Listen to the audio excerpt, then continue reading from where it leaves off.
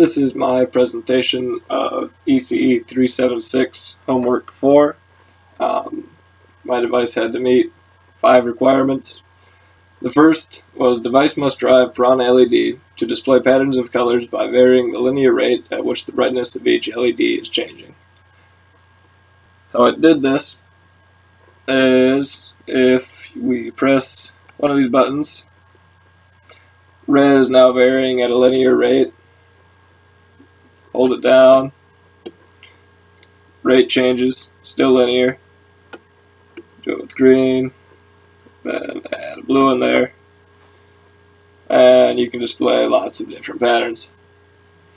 The next one, and it was required to meet, device must use all 8 RB buttons. The first 6 are used to change the colors.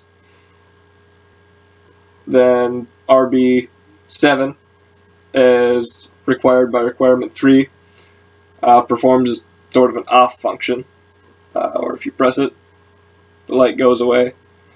If we remove this, you can see that there is in fact no light.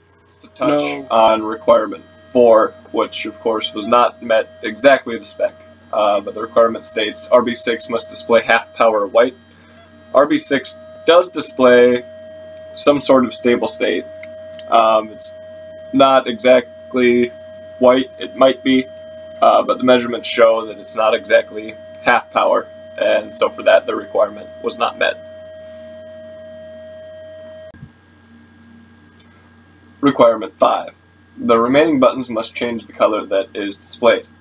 And how this was implemented is that RB0 through RB5, each 2-button pair, that is RB0, RB1, RB2, and RB3, and RB4 and RB5, each of those pairs control the rate of a different color.